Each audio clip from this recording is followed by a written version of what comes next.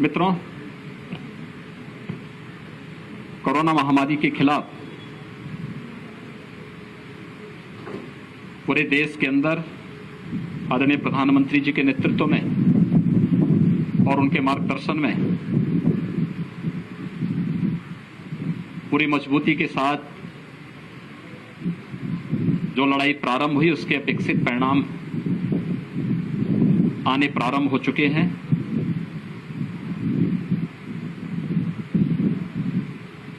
एक समय ये लगता था कि वास्तव में कोरोना महामारी एक बड़ी आबादी को अपनी चपेट में ले लेगी।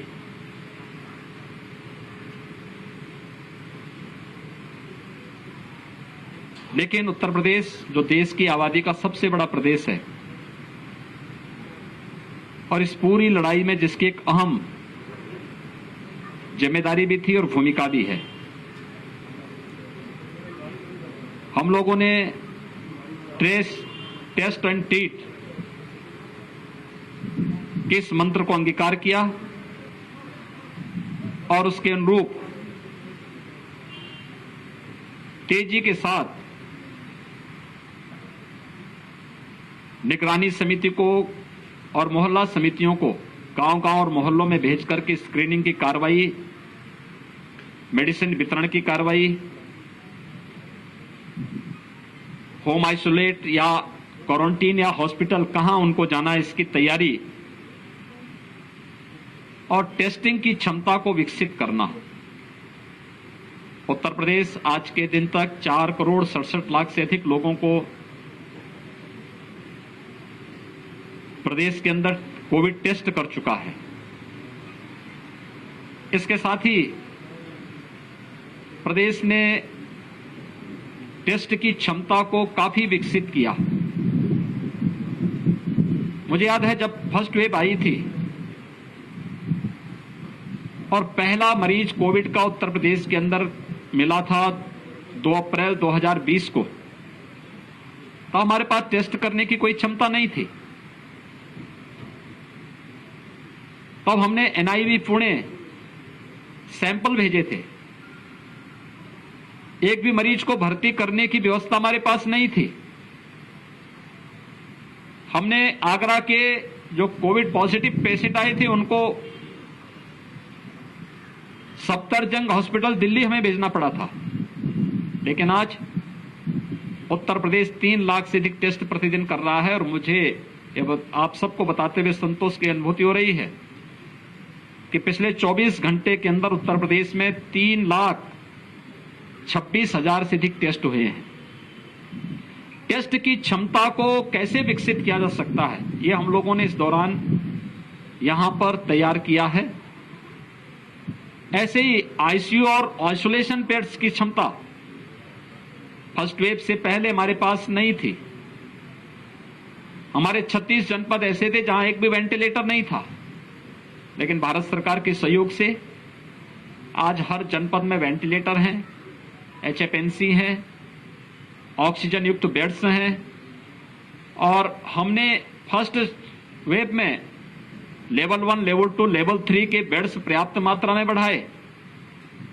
लेकिन सेकेंड वेव में लेवल 1 बेड्स की आवश्यकता नहीं पड़ी। हम लोगों ने सेकेंड वेव में 80,000 वेंटिलेटर युक्त और ऑक्सीजन युक्त बेड्स प्रदेश के अंदर उनकी क्षमता विस्तार किया, जहां पर प्रदेश के हर नागरिक को वहां पर निःशुल्क स्वास्थ्य की सुविधा, कोरोना से उपचार की सुविधा उपलब्ध किया जा सके और ये हम सफलतापूर्वक प्रदेश के अंदर कर रहे हैं। आज इसी का परिणाम है कि प्रदेश के अंदर लगातार पॉजिटिविटी कम हो रही है और रिकवरी बढ़ी है। पॉजिटिविटी की स्थिति है कि प्रदेश के अंदर जो एक बार लगभग 17% तक पहुंच चुका था, आज वह घट करके 2 के आसपास आ चुका है। हमारे यहां जो एक्टिव केस 30 अप्रैल को 3,10,000 तक पहुंचे थे और एक दिन में सर्वाधिक केस आए थे वह 24 अप्रैल को 38,000 से अधिक, आज वह घट करके प्रदेश में यानी न्यूनतम स्तर तक लाने में हमें सफलता प्राप्त हो रही है।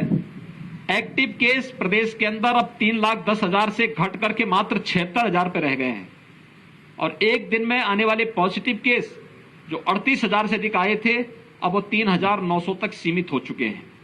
लगातार इसमें गिरावट है, लेकिन इसके लिए बृहद अभियान चलाना पड़ा। अर्ली एंड एग्रेसिव कैंपेन प्रदेश के अंदर गांव-गांव में, कस्बे-कस्बे में स्वच्छता, सैनिटाइजेशन, फॉगिंग के साथ साथ टेस्ट एंड ट्रीट के इस कार्यक्रम को हम लोगों ने मजबूती के साथ आगे बढ़ाया। आज उसके अपेक्षित परिणाम हमारे सामने हैं। फर्स्ट वेव की तुलना में सेकेंड वेव में संक्रमण अत्यधिक होने के नाते ऑक्सीजन की क्राइसिस एक समय होती हुई दिखाई दी। मैं धन्यवाद दूंगा अपने सभी जनप्रतिनिधियों को जिन्होंने तत्काल अपनी निधि का उपयोग करते हुए हर एक जनपद में, डिस्ट्रिक्ट हॉस्पिटल में, सामुदायिक स्वास्थ्य केंद्रों में ऑक्सीजन प्लांट के लिए अपनी निधि का उपयोग किया और आने वाले समय में उत्तर प्रदेश का हर जनपद ऑक्सीजन की दृष्टि से आत्मनिर्भर होगा। हर हॉस्पिटल में ऑक्सीजन प्लांट होंगे या ऑक्सीजन कंसंट्रेटर होंगे। ये कार्रवाई युद्ध स्तर पर चल रही है। प्रदेश जहां इन सभी कार्रवाई को युद्ध स्तर पर आगे बढ़ा रहा है, वहीं साथ ही साथ हम लोगों ने थर्ड वेव की भी तैयारी अभी से प्रारंभ की है। हर मेडिकल कॉलेज में 100 बेड का पीको और नीको के निर्माण की कार्रवाई अभी से प्रारंभ हो चुकी है। डिस्ट्रिक्ट हॉस्पिटल में 25 से 30 बेड का पीको और नीको के निर्माण की कार्रवाई हमारी प्रारंभ हो चुकी है। पीएससी, सीएससी और हेल्थ सेंटर को विकसित करने के साथ साथ मैंने सभी जनप्रतिनिधियों से अपील की है कि जैसे उन्होंने ऑक्सीजन प्लांट उन हॉस्पिटल्स में उपलब्ध कराएं, एक एक हॉस्पिटल को गोद ले लें, वहां पर अपनी निधि का उपयोग करें। शासन भी आपको धनराशि उपलब्ध करवाएगा। वहां पे मैन पावर स्थानीय स्तर पर जिलाधिकारी की कमेटी को करना है, मेडिकल कॉलेज में प्रिंसिपल्स को करने हैं। तो ये सभी कार्रवाई हमारी तेजी के साथ आगे बढ़ रही है। साथ साथ ट्रेनिंग की कार्रवाई भी, जो पीडियाट्रिशियन हैं, गायनेकोलॉजिस्ट हैं, पैरामेडिक्स हैं, नर्सिंग स्टाफ है, इन सब की ट्रेनिंग भी हम साथ साथ आगे बढ़ा रहे हैं।